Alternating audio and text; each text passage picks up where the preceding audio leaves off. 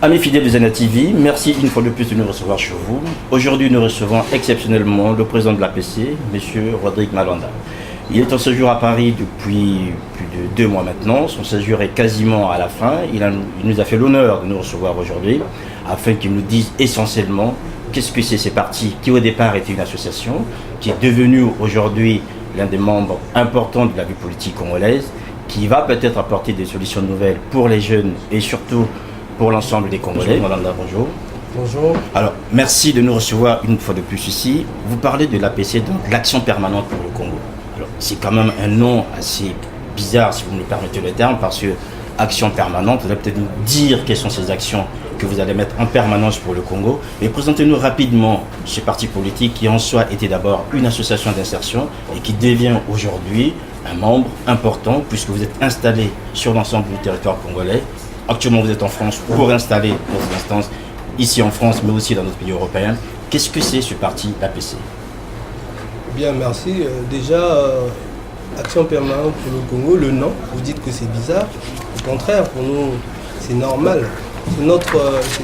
C'est un engagement congolais de œuvrer sans relâche,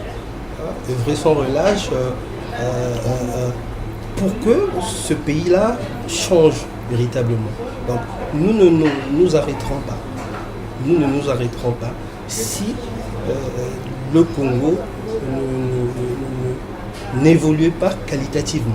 Voilà. Donc Action permanente pour le Congo, c'est notre engagement avant tout. Et que en permanence, nous travaillerons pour que le Congo avance tant que les objectifs que nous souhaitons atteindre le peuple congolais ne seront pas encore atteints. Alors, on va revenir sur un acte fondateur de l'APC ici à Paris. Le 11 janvier dernier, à l'hôtel Concorde Montparnasse, vous avez fait un discours qui a marqué les gens de la diaspora qui étaient là. Concrètement, vous avez fait le bilan de cette histoire de notre pays. Quels sont les faits marquants qui font en sorte que l'APC aujourd'hui trouve sa place dans le paysage politique congolais? Aujourd'hui, ce serait, je pense que c'est un secret de polichinelle que ce soit le pouvoir ou l'opposition ont échoué dans leur tâche d'apporter du mieux-être au Congolais. Personne ne peut s'étonner que d'autres partis se mettent en place dans le but d'offrir aux Congolais ce qu'ils attendent depuis 53 ans. Voilà, donc l'effet marquant c'est quoi? C'est l'échec de toutes les politiques que nous avons connues chez nous depuis 53 ans, qui nous poussent nous à réfléchir, s'organiser pour réfléchir et apporter une solution aux problèmes de notre pays. Alors, voilà, c'est le fait le plus important, c'est celui-là. Alors, le fait marquant, vous avez cité, vous voulez apporter des mesures correctives, lesquelles concrètement dans la situation actuelle du Congo, notamment sur le plan social, sur le plan politique ou encore dans notre domaine? Nous l'avons dit dans notre discours du 11 janvier, nous avons dit que sur le plan social, par exemple, nous ne pouvons pas accepter qu'il y ait tant de personnes chez nous qui n'aient jamais profité de notre pays. C'est-à-dire que ces gens-là, la plus grande partie de notre population ne travaille pas, d'accord, ne reçoit aucun revenu, ils n'arrivent pas à se soigner, ils sont totalement en difficulté.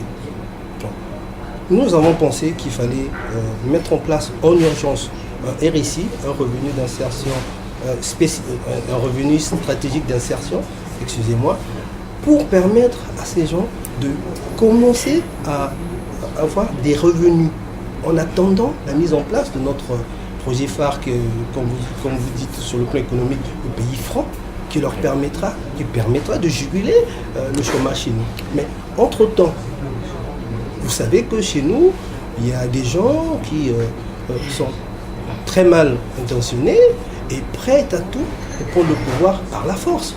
Donc, il faut éviter que ces gens, cette grande partie de notre population qui est totalement dépourvue de moyens, que ces gens soient utilisés par ceux qui ont un peu d'argent dans leur quête de gloriole. Oui. Est-ce qu'on se comprend? Donc, si ces gens-là, tels qu'ils sont, là, dans leur état de désœuvrement total,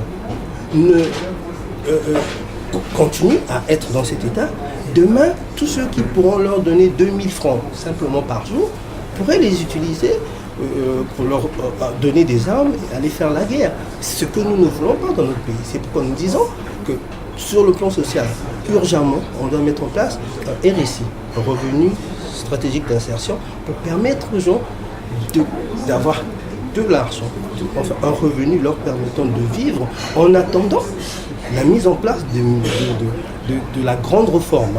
Oui, le pays franc, comme nous l'avons dit. Je veux que vous nous précisiez un peu ce pays franc parce que quand on en parle, nous savons ici qu'il peut y avoir des alternatives peut-être que vous proposez. Le pays franc concrètement c'est quoi? Vous voyez un Congolais dans un quartier, vous le dites mais voilà, nous voulons proposer un pays franc. C'est quoi dans les faits pour lui? Qu'est-ce que cela va changer dans sa vie? Pour nous, le pays franc, c'est simplement, nous sommes partis d'un constat. Aujourd'hui, au Congo, la fiscalité, c'est à peu près plus ou moins 10% du budget de l'État. Nous avons depuis plus de 10 ans accumulé plein d'excédents. Mais si vous permettez, les excédents, tout le monde en parle, mais on n'a aucun chiffre. Vous avez une idée? C'est combien exactement nous avons aujourd'hui en termes d'excédents? Les chiffres, le gouvernement les communiquera, je pense. Mais ce que nous savons, c'est que par exemple, sur le budget de 2014, il est prévu 1000 milliards d'excédents.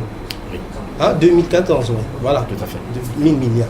Donc, depuis plus de 10 ans, nous accumulons des excédents qui sont, selon le gouvernement, stockés à la Banque des États d'Afrique centrale. Donc aujourd'hui, nous sommes même... C'est un facteur dans lequel vous voulez puiser oui, pour que les Congolais puissent en bénéficier. Je vous explique. Quelle est notre idée? Aujourd'hui, le problème du Congo, c'est lequel? Moi, je suis un homme d'affaires, je sais de quoi je parle. Le problème du Congo, c'est lequel? Les investisseurs ne viennent pas au Congo. Pourquoi? Parce qu'il y a des lourdeurs administratives. Il y a, en plus des lourdeurs administratives, le problème de la fiscalité qui ne leur permet pas de venir investir tranquillement chez nous. Or, nous voulons mettre en place une mesure pendant laquelle, une mesure qui permettra que pendant 10 ans, je dis bien, tous ceux qui viendront investir au Congo le fassent, comment je veux dire, sans payer, sans être taxé sur le plan fiscal. Alors, cela signifie que le Congo deviendra-t-il un pays low cost fiscalement? Pas du tout, pas low cost. Au contraire, nous devons préparer l'après-pétrole. Préparer l'après-pétrole, ça veut dire quoi? Il faut prendre tout de suite des mesures qui permettront de... nous voulons que le Congo devienne un pays attractif sur le plan fiscal. Pourquoi? Parce que cette année-ci, nous avons 4 000 milliards de budget. L'année passée, c'était 3 000. Il y a 3 ans, c'était 3 000. Il y a 4 ans, c'est 2 000 milliards. Ça veut dire que nos recettes ont augmenté. Nous devons passer penser à l'après-pétrole. Le pétrole ne restera pas éternellement.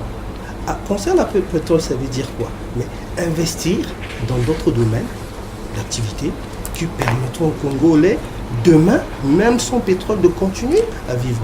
Mais pour le faire, c'est quoi? Nous ne sommes pas dupes. Le Congo ne détient aucune industrie de masse.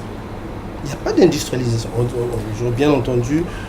Est-ce que les zones économiques spéciales aujourd'hui sont dans la bonne voie en fait de cette après-pétrole? C'est sur la bonne voie, mais je pense que ce n'est pas assez. Ce n'est pas assez. Regardez un pays comme Dubaï. On en parle partout dans le monde. Mais pourquoi? Parce que c'est simplement un pays à fiscalité attractive. Nous, aujourd'hui, nous avons la possibilité de dire, nous prenons la fiscalité dans 10% de notre budget, nous mettons de côté, parce que nous avons des revenus pour cela. nous permettons aux sociétés de venir s'installer chez nous. Je vous donne un exemple. Une société qui paye, disons, 2 millions d'euros de fiscalité, globalement, ici en France. Elle vient au Congo, on lui dit, vous ne payez rien sur le plan fiscal. Mais c'est un bénéfice total pour ce pays, enfin cette société, elle viendra naturellement s'installer chez nous. Mais vous allez me dire, mais qu'est-ce que le Congo gagne? Voilà, c'est votre question, je vous réponds tout de suite. Le Congo gagne quoi? Mais nous gagnons donc d'abord l'emploi. Parce qu'aujourd'hui, le problème du Congo, le vrai problème, c'est l'emploi, le chômage. Bon, nous, à partir du moment où ces sociétés viennent s'installer chez nous, elles règlent le problème du chômage déjà en amont. Et deuxièmement, nous pouvons rehausser le niveau de vie de nos citoyens puisqu'ils travaillent, ils ont un revenu, ils peuvent mieux s'organiser. Voilà. Donc, si une société, n'importe laquelle, Ziana TV, décide de venir s'installer au Congo, elle va naturellement recruter des Congolais. Bien sûr. Et voilà, ces Congolais-là vont commencer à trouver un emploi, avoir un revenu et commencer à vivre décemment. C'est le sens de cette mesure, c'est celui-là.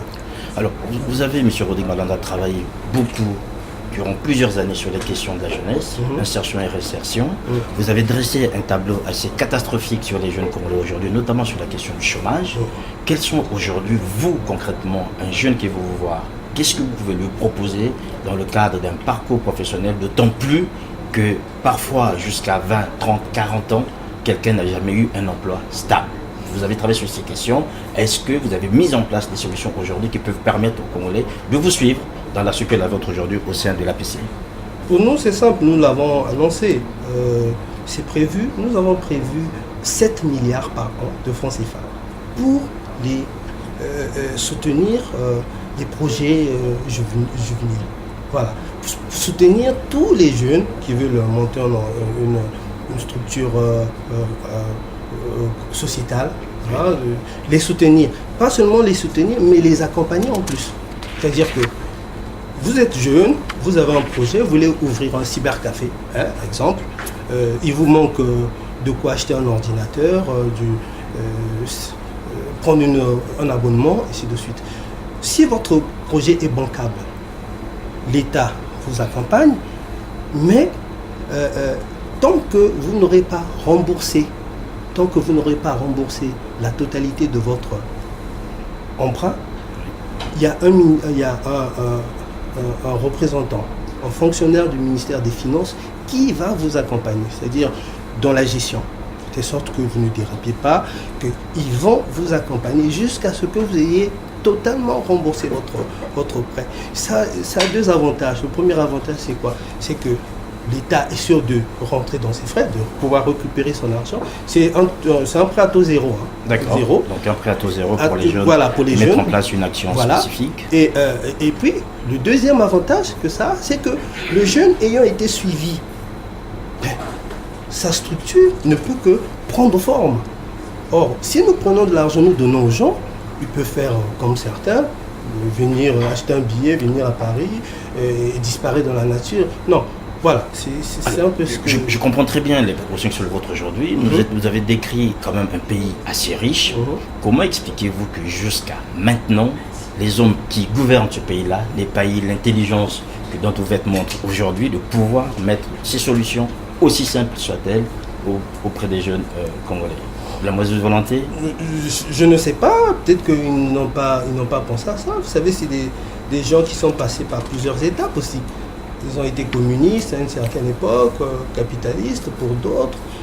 Aujourd'hui, ils sont dans un monde aussi qui bouge, en mouvement. Ils ne s'y retrouvent peut-être pas totalement. Vous pensez qu'ils sont dépassés? Peut-être aussi. Peut-être. Parce que tout est mouvement, tout est changement, vous le savez. Donc, mais je considère que même si eux, ils ne l'ont pas fait, nous avons le devoir de le faire. C'est pourquoi nous réfléchissons avec tous les Congolais pour que nous fassions des bonnes choses pour notre pays. Le devoir qui est le vôtre aujourd'hui, c'est notamment sur le plan international, le regard vers la Centrafrique. Ce pays voisin connaît une grave crise. Une présidente est là. Le Congo prend une part très importante, notamment pour que les solutions politique et administrative puisse permettre à ce pays de pouvoir s'émanciper. Au niveau de la PCI, en avez-vous réfléchi? Où en êtes-vous aujourd'hui, notamment par rapport à cette question de la Centrafrique qui nous préoccupe beaucoup, et nous avons des hommes qui y sont, qui parfois laissent de leur vie pour les Centrafricains? Oui, bon, c'est une très bonne initiative hein, que l'ONU, les Nations Unies, les pays africains, l'Union africaine ont pris d'aller sauver ce pays. Ils ont envoyé un certain nombre de soldats là-bas, mais je pense que c'est insuffisant. Il faut faire un peu plus. On ne peut pas sécuriser un pays avec moins de 10 000 hommes. Voilà, surtout que là, on commence à parler de plus en plus de guerre de religion dans ce pays. C'est très dangereux. Je pense qu'il faut que les Nations Unies accompagnent un peu plus ce pays-là. Le Congo a fait au mieux. Hein. Le Congo fait au mieux. Les pays africains font au mieux, mais je pense que ça sera insignifiant. La France a dépêché 2000 hommes, hein, je pense, à peu près. C'est insignifiant. Il faudrait que d'autres pays envoient d'autres soldats. Moi, je pense que pour sécuriser sérieusement ce pays, il faut à peu près 50 000 hommes. Denis Sassou Nguesso est le président congolais, en même temps le médiateur dans cette crise centrafricaine. Pensez-vous qu'il fasse son job, qu'il le fait bien? Si aujourd'hui, un monsieur comme